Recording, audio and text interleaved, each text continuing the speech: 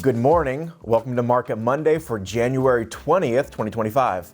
A happy Martin Luther King Jr. Day to all as we remember his legacy and contributions to civil rights. May we all be judged by the content of our character. Beautiful. Today also happens to be Inauguration Day for President Trump's second term. While we're still deciphering what our crystal ball says will happen in the markets, gentle reminder that it's a good idea to keep politics and investing separate. Perhaps one thing we can all agree on is look at the number of pages of federal tax rules. This chart only goes till 2012. Can you imagine what it looks like 13 years later? Let's hope they can simplify this drastically. One topic we've covered over the past year, number one, this idea of concentration, where the top 7 or top 10 stocks comprise the largest portion of indexes like the S&P 500 and NASDAQ 100 in history. One thing we have to keep in mind here is most of these companies, Apple, Microsoft, Google, Amazon, Facebook, are more like 5 or 10 companies in one.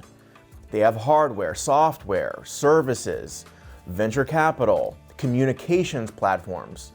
So the fact that these companies are getting larger and thus are making up a larger portion of the index, where the other companies are not growing as fast, isn't a cause for concern, but rather a statement of fact.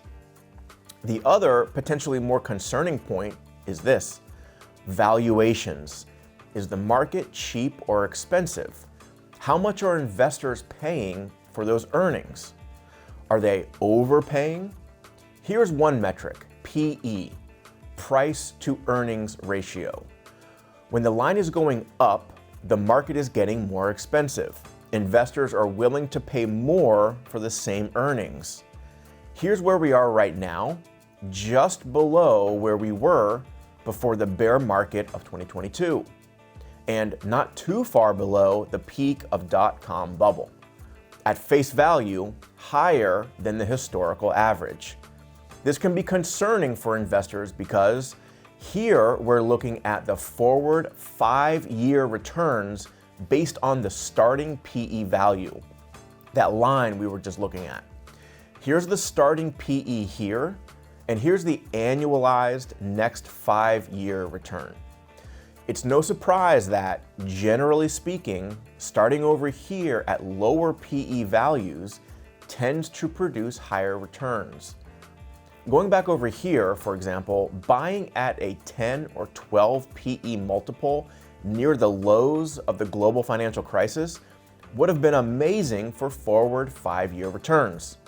But number one, you see here, there are a handful of positive, high single-digit, maybe even 10% annualized returns, even when starting out at relatively high PE, or an expensive market.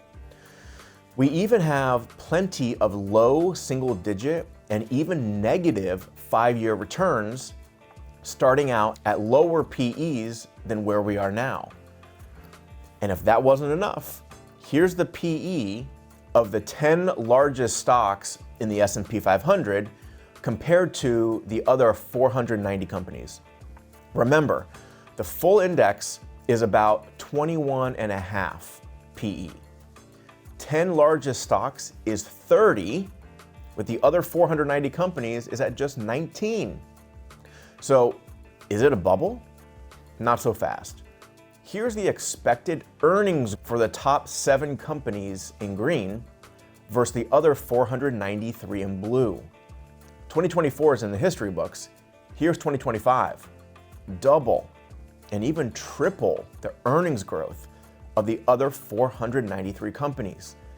And if that wasn't enough, here's how much free cash flow the top 10 stocks are generating by decade. It seems investors are willing to pay for extraordinary earnings and free cash flow. And today, we'll leave you with diamond prices at their lowest level this century, down over 40% from their recent peak in 2022. Valentine's Day is coming up. Have a great week.